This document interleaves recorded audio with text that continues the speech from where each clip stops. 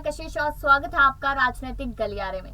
आज हम बात करने वाले हैं यहाँ पर एक ऐसे शख्स को लेकर जो भारत देश में बहुत ज्यादा जरूरी महत्व रखते हैं। जी हाँ, यहाँ पर हम बात करें राष्ट्रपति चुनाव को लेकर, राष्ट्रपति पद को लेकर, जहाँ लगातार नाम सामने आ रहा था शरद पवार का, लेकिन अब वहाँ पे किसी और नेता का सामने आ रहा है। और एक नहीं, उस लाइन में, उस कतार में बहुत सारे नेता लग चुके हैं। लेकिन कहीं ना कहीं अब ऐसा नजर आ रहा है कि शायद जिस तरीके से नाराजगी का दौर जो पार्टियों में आपस में चल रहा है वो अब घटता नजर आएगा।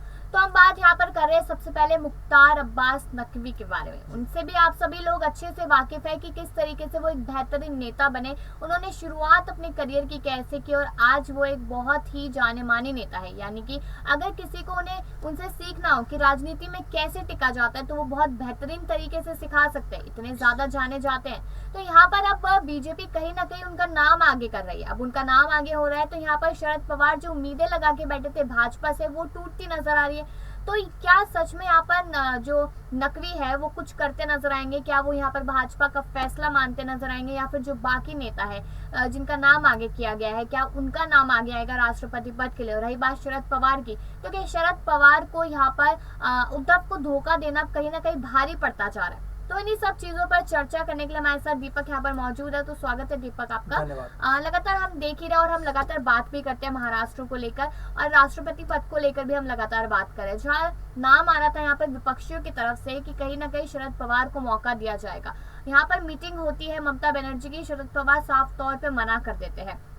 तो सबसे पहला सवाल उसी चीज को लेकर रहेगा कि क्या इसी वजह से उन्होंने मना किया था कि अगर मैं विपक्ष को मना कर देता हूँ, क्योंकि वो बहुत बेहतरीन नेता है, जिस तरीके से संजय राउत ने भी कहा था, तो क्या उन्हें ये लगा था कि केंद्र सरकार जो है वो उन्हें अपने पाले में लेकर राष्ट्रपति पद से सम्मानित करेगी?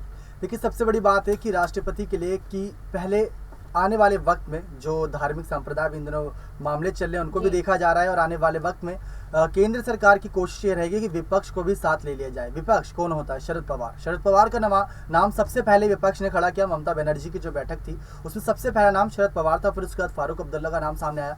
तो आप खुद सोचिए कि जब ममता बनर्जी यहाँ पर नाम आगे कर रही है शरद पवार का, तो जरूर उनके अंदर कोई ना कोई खासियत है। और ऐसे में अगर शरद पवार वो खासियत को समझते हैं, उद्धव ठाकरे के साथ इतने लंबे समय के साथ रहे और उनको पता है कि उनकी मौजूदगी कितनी इंपॉर्टेंट है, लेकिन उन्होंने कुछ यहाँ पर कारण बताते हुए इस राष्ट्रपति चुनाव से अपना नाम पीछे खींचने की कोशिश करी। रही बात ममता बनर्जी की, तो विपक्ष के तौर पर वो बहुत मजबूत हैं। इसमें मैं आपकी इन बातों में कांग्रेस पार्टी को भी जोड़ना चाहूंगा कि कांग्रेस पार्टी इस समय कहाँ है। बीजेपी के खिलाफ, एनडीए के खिलाफ सबसे बड़ा जो विपक्ष है वो कांग्रेस है। उनकी जिम्मेवारी बनती है जब राष्ट्रपति जैसे चुनाव हो, ऐसे बड़े चुनाव हो, तो उनको भी सामने आना चाहिए, अपने कैंडिडेट खड़े करने चाहिए, ताकि जो चुनावी प्रक्रिया है वो एक तरफा ना हो जाए।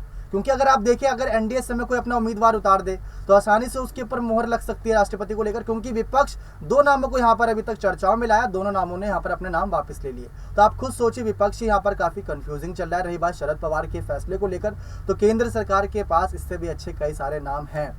शरद पवार अगर एकदम से जुड़ेंगे और एकदम से राष्ट्रपति के लिए नाम आए कर दिया तो वो नाम खफा हो जाएंगे। लोकसभा चुनाव भी है, उनको भी ध्यान में रखना है। और मुख्तार अब्बास नकवी की आपने बात छेड़ी थी, तो मुख्तार अब्बास नकवी का जो एक जिस पद पर अभी है 7 जुलाई को, वहां पर उनका वो कार्यकाल भी खत्म हो रहा है। तो इसी वजह से सवाल है कि जब वो कार्यकाल खत्म होगा उससे पहले उनको कोई बड़ा पद दे दे बीजेपी। अब देखिए, यहाँ पर साफ तौर पे दो बातें सामने आ रही है बीजेपी की तरफ से, जो खबरें लगातार सामने आ रही है उसमें ये कहा गया है कि बीजेपी भी अभी कंफ्यूज ही बैठी है आखिरकार किसको आगे किया जाए। तो 3 नाम यहाँ पर आगे किए बीजेपी ने कि मुख्तार अब्बास नकवी भी हो सकते हैं, एक मुस्लिम नेता भी है और साथ ही साथ एक द्रौपदी नाम की यहाँ पर महिला भी है, जिनका नाम यहाँ पर आगे किया गया है। लेकिन इसके साथ साथ ये खबर भी सामने की हो सकता है अगर इनमें से कोई नहीं होता पक्ष की तरफ से तो रामनाथ कोविंद को दोहराया जा सकता है। इस तरीके की भी जानकारी सामने आई है। तो मतलब सबसे पहले मेरी जो कंफ्यूजन है वो इसी चीज को लेकर है कि यहाँ पर मुख्तार अब्बास नकवी जो है वो काफी दिनों से नाराज चलते नजर आ रहे हैं, लगातार हम उनको कवर भी कर रहे हैं। तो वो नाराजगी क्या यहाँ पर भारी पड़ सकती है बीजेपी के ऊपर? क्योंकि बीजेपी तो पूरे यहाँ पर ख्वाब सजा के बैठ गई कि नकवी को अगर राष्ट्रपति बनाते हैं तो फायदा होगा। तो क्या लगता है दीपक की यहाँ पर नाराजगी कहीं ना कहीं भाजपा पे भारी पड़ती नजर आएगी? देखिए, आने वाले वक्त में ऐसा नहीं है कि बीजेपी के पास और मौके नहीं आएंगे नकवी को आजमाने के। लोकसभा चुनाव है, वहां पर आजमा सकते हैं किसी बड़ी सीट से। इस बार पहले खबरें थी कि राज्यसभा चुनाव में उनको मौका दिया जाएगा, वहां नहीं दिया गया मौका। फिर इसके बाद रामपुर सीट से आजम खान के खिलाफ की बात की गई थी, लेकिन आजम खान के खिलाफ भी नहीं उतारा गया, आसिम रजा के खिलाफ। तो ऐसी तमाम खबरें निकलकर सामने आई। लेकिन अब सवाल यही है कि जब उनका कार्यकाल 7 जुलाई को खत्म हो रहा है, उसके बाद उनको इस्तीफा देना पड़ेगा, फिर वो किसी पद पर भी नहीं रहेंगे। सवाल ये रहेगा। रही बात राष्ट्रपति चुनाव के एनडीए की तरफ से, यहाँ पर हमेशा से ही मोदी और शाह की जोड़ी ने अपने फैसलों से सभी को चौंकाया है, चाहे पिछली बार के रामनाथ कोविंद के नाम को लेकर हो या उससे पहले भी कई नामों को लेकर जो घोषणाएं की गई थी। तो नामों को लेकर हमेशा ही चौंका देते हैं। ये तो एक बहुत बड़ी बात है, क्योंकि बीजेपी बहुत सोची समझी राजनीति करती है। उनका कोई सिर्फ 1 महीने या 1-2 साल की राजनीति का सफर नहीं, बल्कि आगे की राजनीति को सोचकर चलते हैं कि यहाँ पर अगर इस बड़े नेता को रोक लिया तो आने वाले वक्त में इनको ये जिम्मेदारी दी जा सकती है, तो उन नेताओं को रोक कर चलते हैं। तो वही चीज सोचने वाली बात है कि मुख्तार अब्बास नकवी को ही क्यों चुना जा रहा था।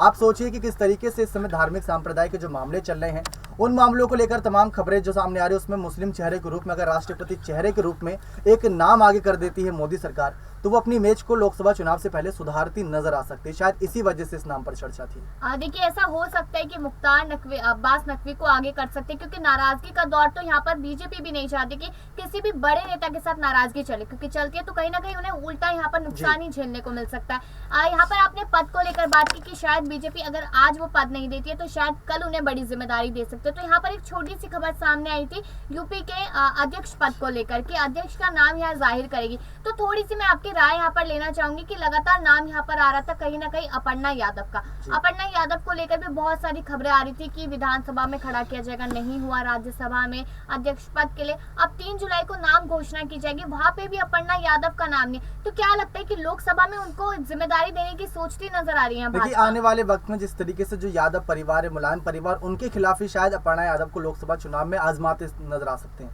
क्योंकि यादव परिवार का वोट बैंक अपर्णा यादव के पास भी अच्छा खासा और ऊपर से बीजेपी का सपोर्ट ही मिलेगा।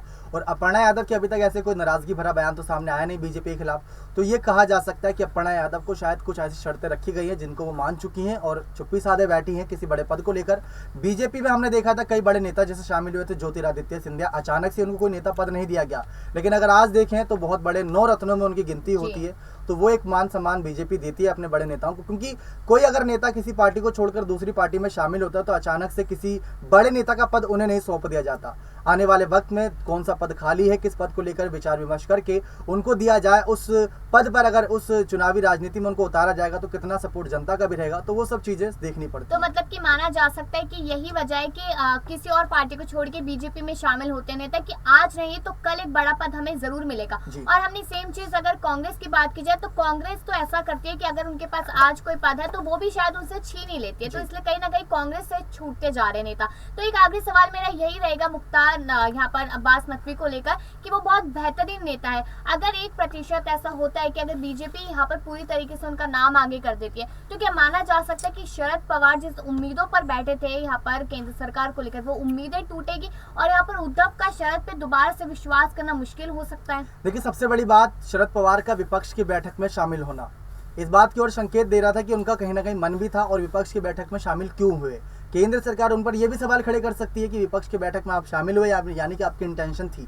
तो वहीं से उन्होंने काफी सवाल खड़े कर दिए और केंद्र के पास, जैसा कि हमने पहले भी कहा, काफी सारे ऑप्शन हैं और कई मुस्लिम चेहरों के रूप में भी ऑप्शन है, तो उनको भी आजमा सकते हैं। तो वो तो आने वाला वक्त बताएगा। जो राष्ट्रपति चुनाव 18 जुलाई को है तो उस वक्त पता चल जाएगा। देखना होगा कि यहाँ पर कब जो बीजेपी पार्टी है वो कब तक राष्ट्रपति पद के लिए यहाँ पर चुनाव के लिए वो नाम आगे करते हैं जिस नाम का इंतजार है। अब वो यहाँ पर मुख्तार अब्बास नकवी होते हैं, द्रौपदी होते हैं, या वो मुस्लिम नेता होते हैं, या फिर शायद शरद अचानक से यहाँ पर आते हैं, क्योंकि बीजेपी जब भी किसी का नाम आगे करती है तो अचानक से ही करती है। तो देखना लाजमी होगा। अब देखते हैं कि क्या होता है राष्ट्रपति चुनावों के लिए। और शुक्रिया आपका दीपक, और बाकी ऐसी खबरों के लिए देखते रहिए नेक्स्ट राजनीतिक गलियारा। मिलते हैं फिर इस समय पर। नमस्कार।